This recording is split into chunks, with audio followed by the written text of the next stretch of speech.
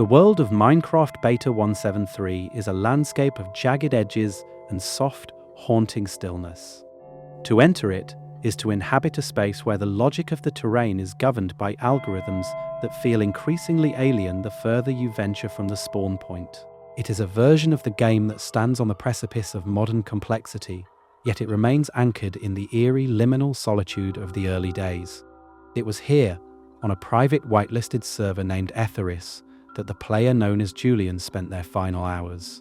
Julian was not a builder of grand monuments or complex redstone machinery. They were a surveyor. They walked the map with a singular purpose: to map the seams of the world, those rare points where the terrain generator stuttered, creating floating islands, perfectly circular pits, and tunnels that led into the bedrock itself. On October the 14th, Julian logged off for what would be the last time. When the other 3 members of the server logged in the next morning, Julian's base was intact, but Julian was gone. This is the forensic reconstruction of the trail they left behind, a series of digital breadcrumbs that suggest Julian didn't just leave the server, they were erased by it. The investigation began at Julian's primary residence, a modest cabin perched on the edge of a taiga biome. At first glance, nothing seemed amiss. The furnace was still burning through a stack of charcoal, and a chest near the door contained the typical spoils of a long mining session: iron ingots, coal, and a handful of lapis lazuli.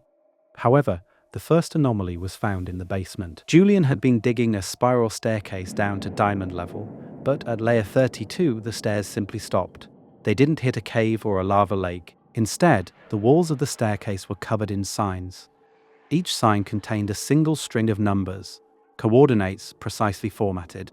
There were over 50 signs in total, spiraling down the shaft, each one pointing to a location thousands of blocks away. When the server administrators followed the first set of coordinates, they found themselves in the middle of a desert biome that should not have existed. According to the server's seed map, that region was supposed to be a vast ocean. The terrain had been overwritten. It was a chunk swap, a rare glitch where data from a different world is injected into the current one. But Julian had found it before it happened. As we moved through the desert that shouldn't be there, we found the second clue, a single pillar of obsidian reaching from the sand to the sky limit. At its base was a chest. Inside was a book titled The Frequency. The text within was a series of logs, written in a tone that shifted from Julian's typical analytical style to something far more frantic.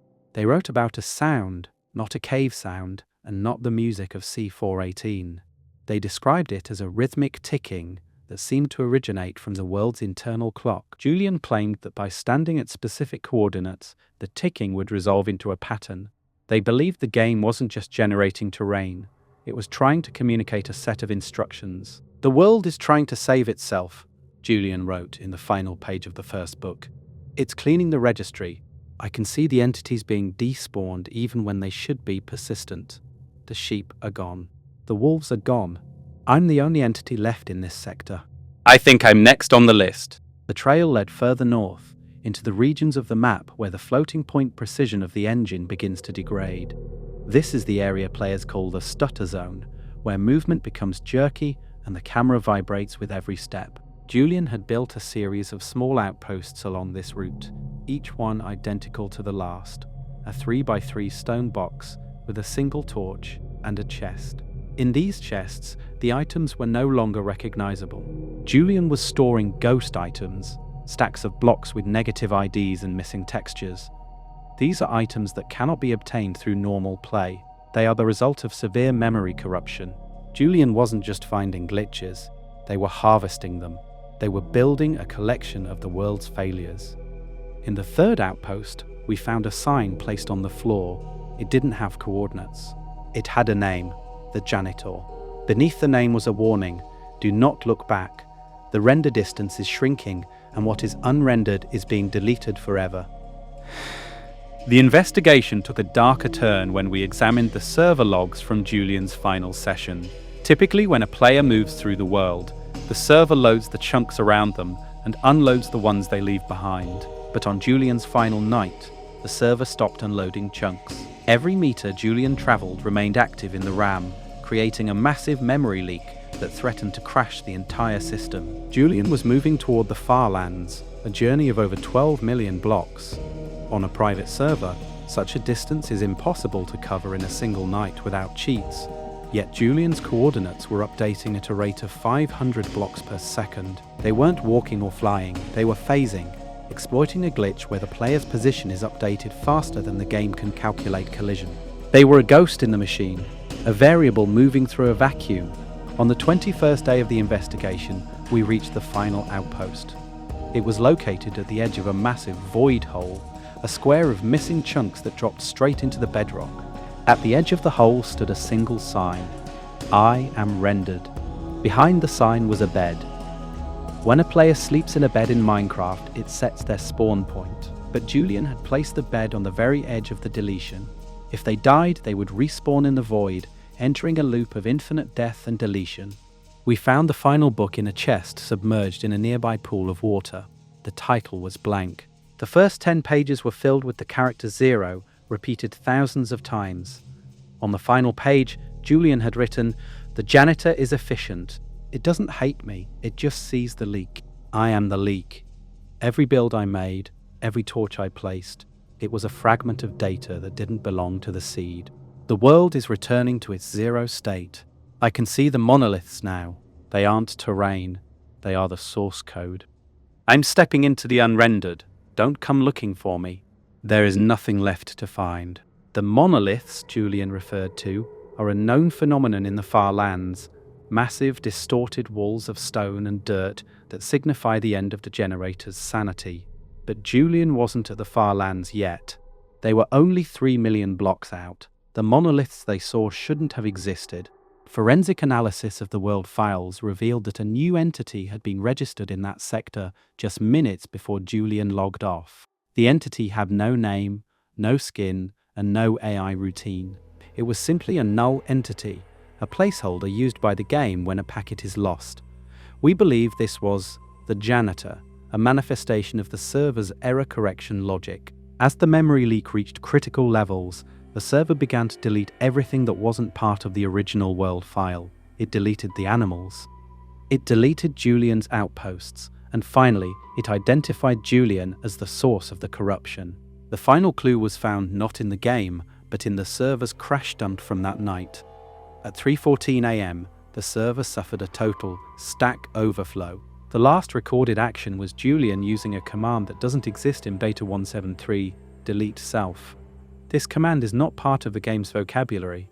It is an instruction to the operating system itself. Following this command, the server attempted to wipe the julian.dat file from the player data folder.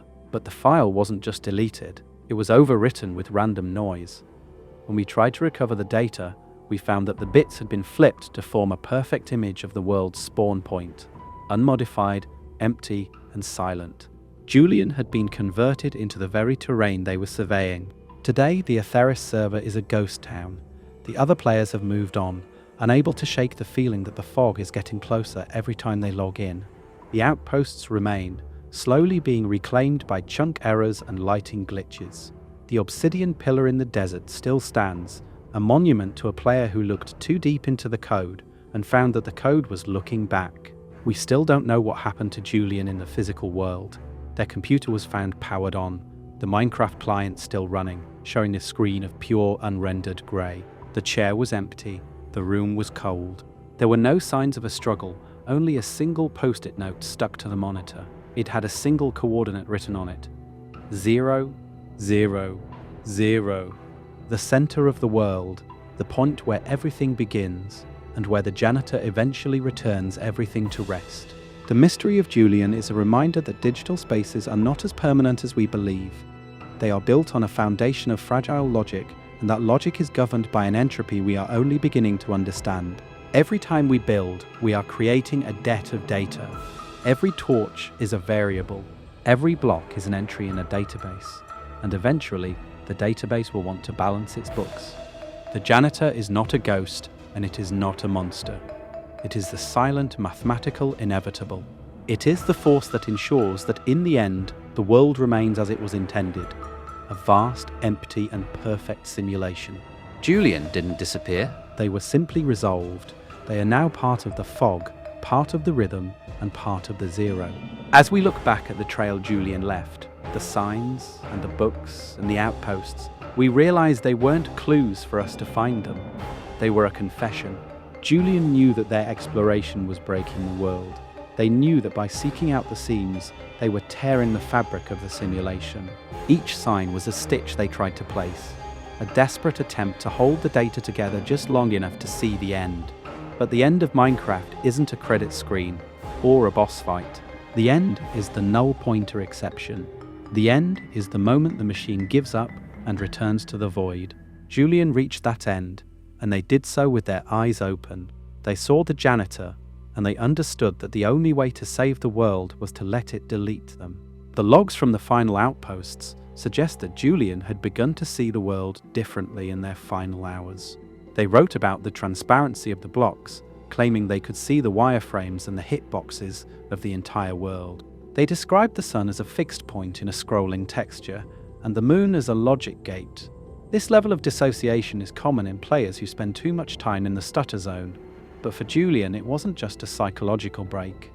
They were actually seeing the engine's internal state. They were witnessing the breakdown of the object-oriented reality. For them, a tree was no longer a tree, it was a collection of integers. A mountain was a Perlin noise output, and a player was a packet 20 named entity spawn.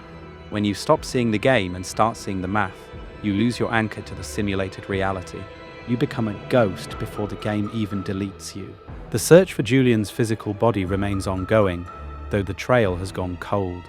The police found no evidence of foul play, and the case has been classified as a voluntary disappearance. But those of us who have seen the outposts know better. We've seen the ghost items in the chests. We've heard the ticking at the coordinates Julian marked. We know that Julian didn't walk out the door of their apartment. They walked out of the render distance. They found the point where the world stops being a world and starts being a set of instructions, and they decided to follow those instructions to their logical conclusion. They are the first human being to be deferenced. The Etheris world file is now kept on an isolated drive, away from any internet connection. We are afraid that if it is loaded again, the janitor will finish what it started. We're afraid that the corruption Julian harvested will spread, turning other worlds into void holes and monoliths. But sometimes, in the dead of night, the server's cooling fans will spin up for no reason. The hard drive will click and whir, as if it's searching for a file that isn't there. We like to think it's Julian, still phasing through the millions of blocks, still looking for the final seam. Or perhaps it's the janitor, still cleaning the sectors, still making sure that every 1 inch eventually becomes a 0. The fog is heavy, the silence is absolute, and the world is finally, perfectly clean. The technical breakdown of the janitor event reveals a terrifying synergy between the player and the platform. Julian's phasing wasn't just a movement glitch, it was a synchronization of their inputs with the server's internal clock. By timing their movements to the exact millisecond of the server's tick, Julian was able to bypass the collision checks that usually keep a player bound to the terrain. This is why the server logs showed them moving at impossible speeds. They were essentially teleporting every single tick. This level of precision requires more than just a fast computer. It requires a deep, intuitive understanding of the Java virtual machine's behavior. Julian had become a part of the server's runtime. This synchronization is likely what triggered the janitor routine. In early versions of Minecraft, the server has several built-in mechanisms to prevent out-of-memory errors. One of these is a low-level garbage collector that attempts to clear any entity or chunk data that is causing a lag spike. Julian's phasing was creating thousands of ghost chunks, sectors of the map that were loaded but never properly registered in the world's index. To the garbage collector, Julian looked like a massive moving error.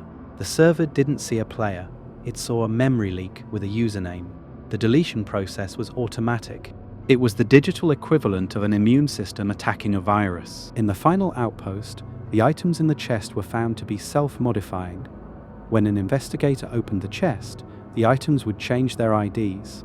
A stack of obsidian would turn into a stack of null blocks, then into a stack of creeper heads, and finally into a sequence of characters that spelled out help. This suggests that even after Julian was gone, the data they left behind was still trying to maintain a state of coherence. The corruption was alive. It was a self-evolving glitch, a fragment of code that was learning to survive the janitor's cleaning cycles. This is the most dangerous legacy of Julian.